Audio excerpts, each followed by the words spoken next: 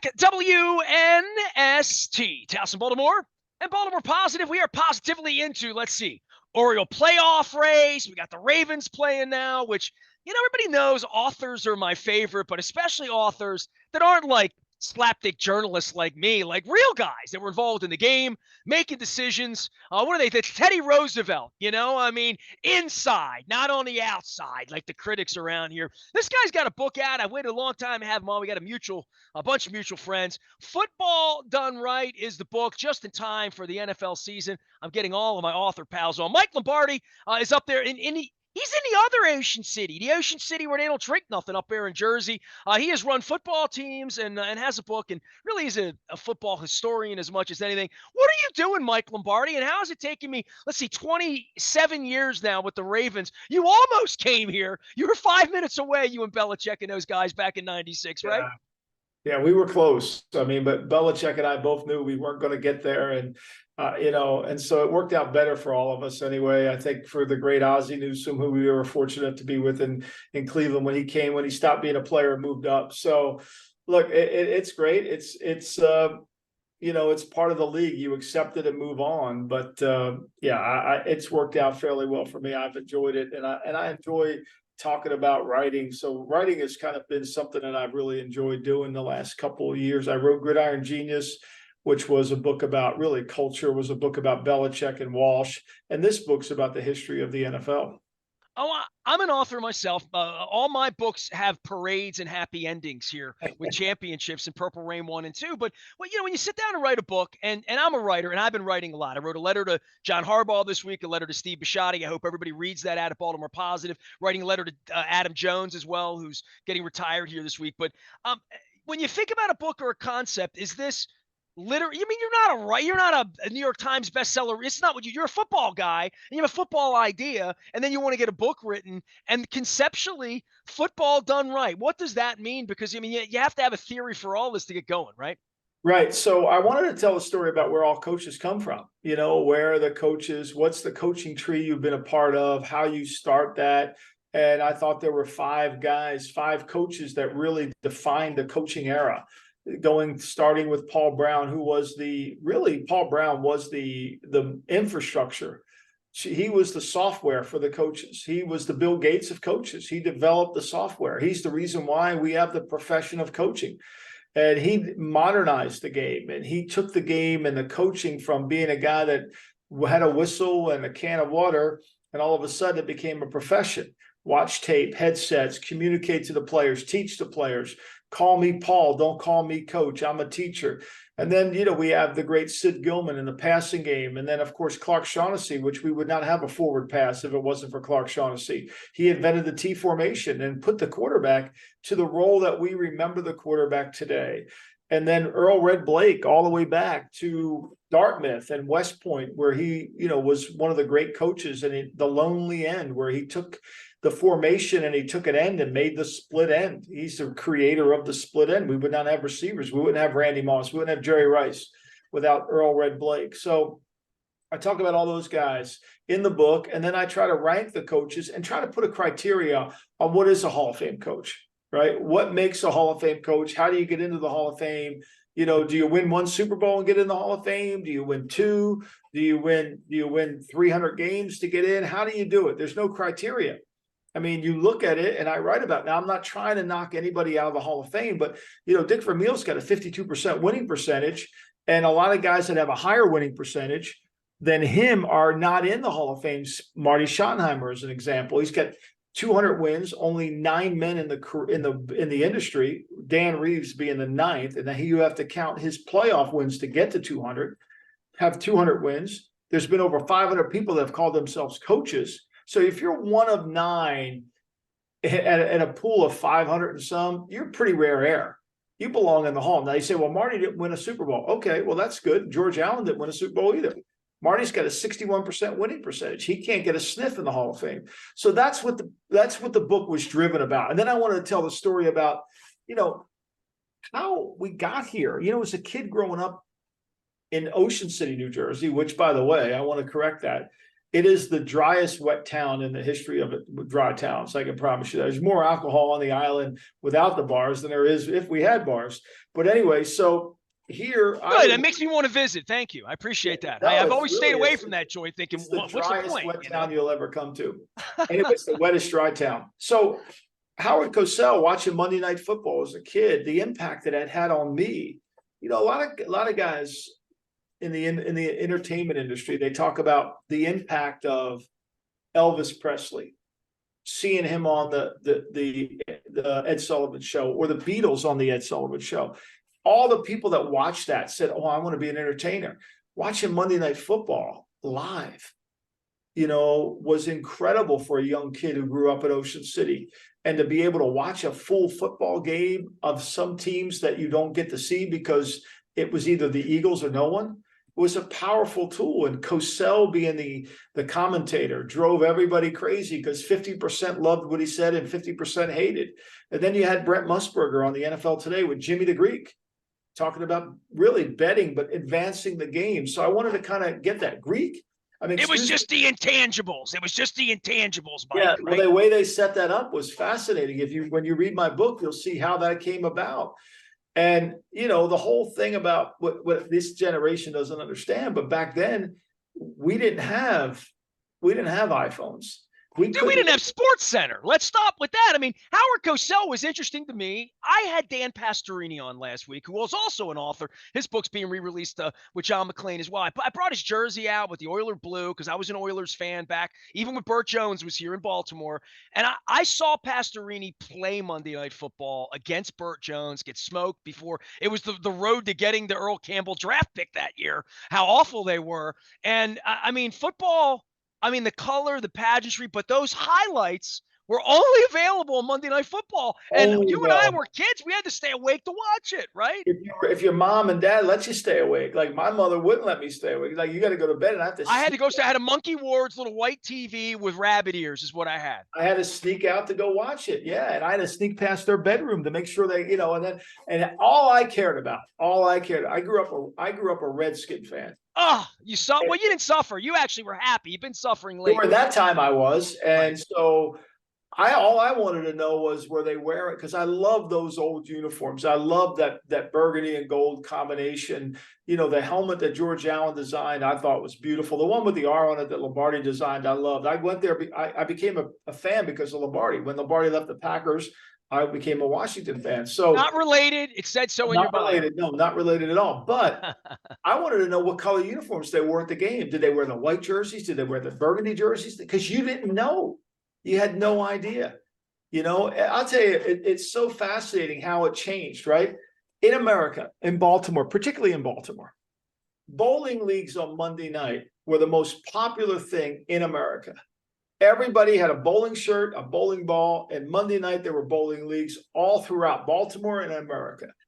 Monday Night Football came on in 1971, and that destroyed bowling leagues throughout the country. People stayed home to watch the game. It increased bars. Bars started showing the games on their TV. All of a sudden, attendance went up. Miller Brewing Company was a local brewery. They were a local brewery. They were not on Happy Days and all that. They were a local Milwaukee Brewing Company like you saw on Happy Days, and they took an ad out on Monday Night Football, and all of a sudden they became a national brand. That's the power of Monday Night Football. That's how big it was. It was huge. Tonight, to any night on Monday night, you watch Monday Night Football, you don't realize how big it was in the 70s. Hey, Mike, I hear Art Modell may have had a little role in that. Are you going to dispute that, or you're going to pile on and say that Art, talk about Hall of Fame? Come on now. I'm in Baltimore here. I printed up induct Art signs. That hasn't happened either. And, for whatever Art's flaws one way, and Art did a lot for the game, and Monday Night Football is linked to him.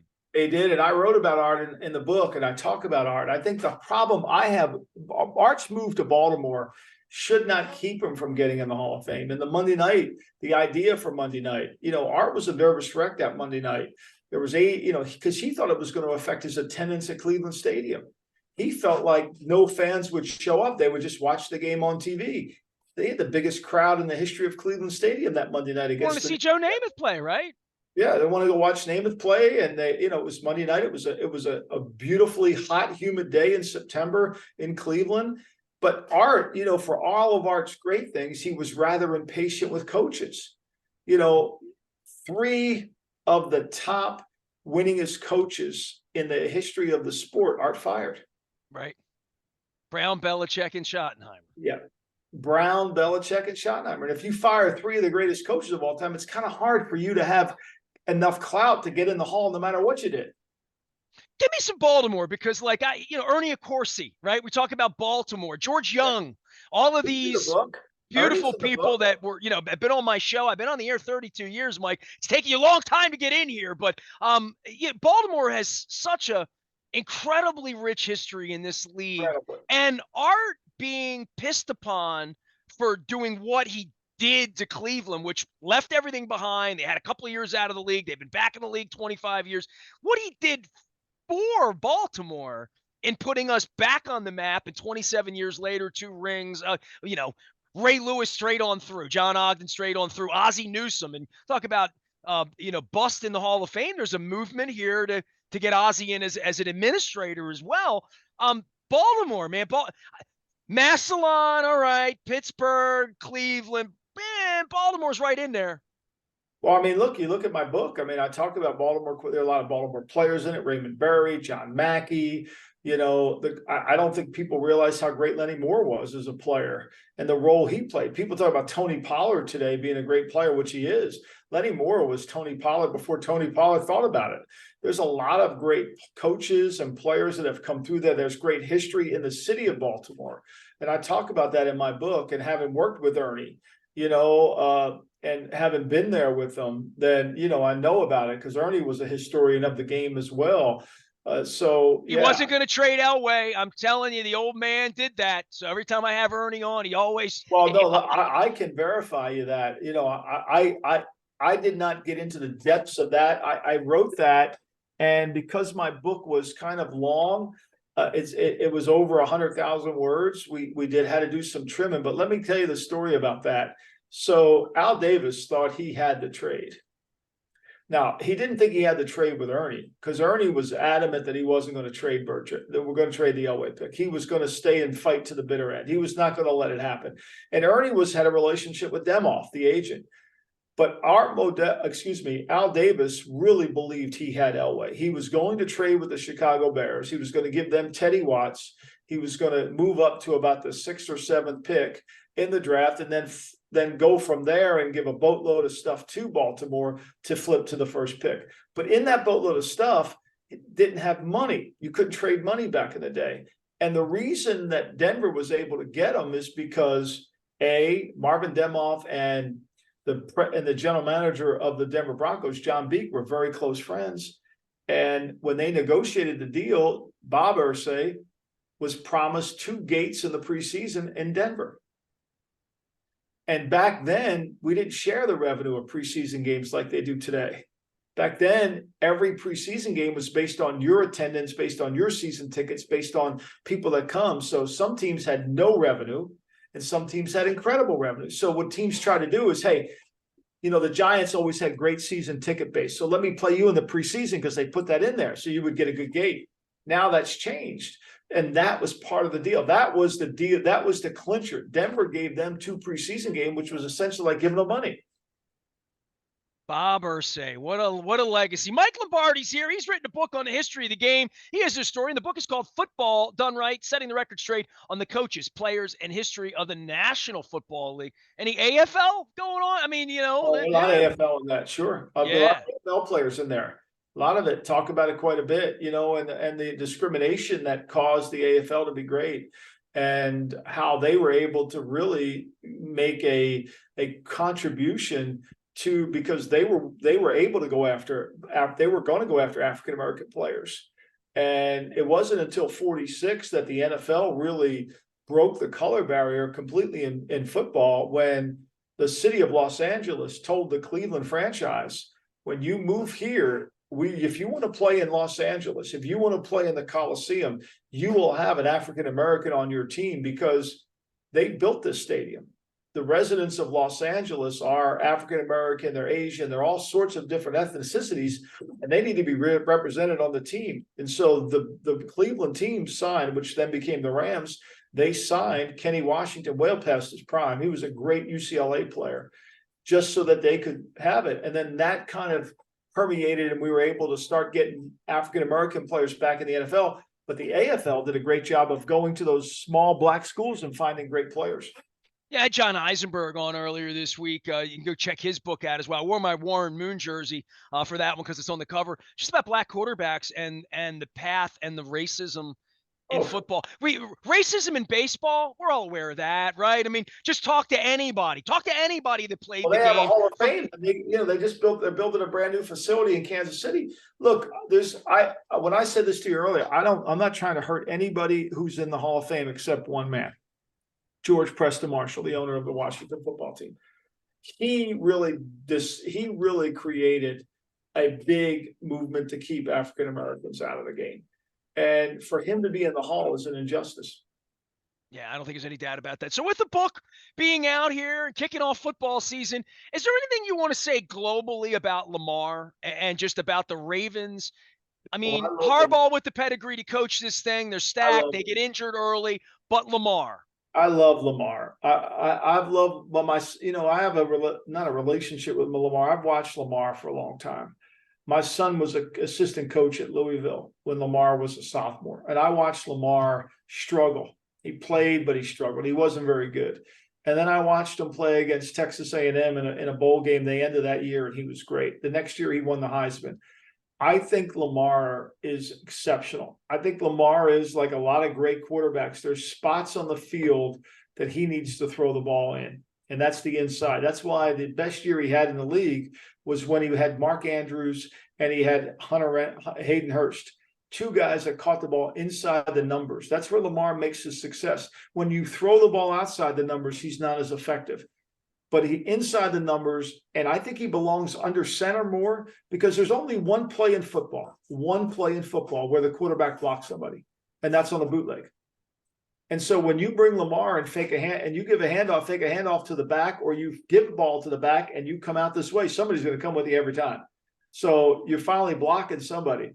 I just don't know and I'll wait to see as the year globally goes on how the offense fits him. But I think the offense needs to be tailored around his game. Did you hate the Roman thing at the end? I mean, or is it personnel? I did not like any of it because there was no drop back pass game. Nothing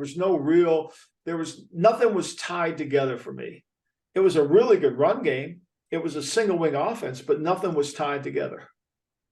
Mike, I wish you luck on the book. I hope you come back at some point, talk some more football with us here, and continue to educate us. Football Done Right. The book is by Michael Lombardi, longtime GM, writer, historian, jersey guy, all of that stuff. And hey, man, happy New Year to you, and good luck with the book. And we'll get together and talk some more football sometime down the line. All right? Thank you so much. I appreciate it. Appreciate it. Mike Lombardi joining us here. Luke is at the ballpark. Luke is at also in Owings Mills each and every day, getting ready for Ravens football here this week. We're putting the Maryland Crab Cake Tour together, now sponsored with a new sponsor, Jiffy Lube, as well as our friends at the Maryland Lottery. We'll be giving away those Ravens scratch-offs, as well as our friends at Win Donation, 866-90 Nation. You can find the whole schedule up at BaltimorePositive.com. Stay with us.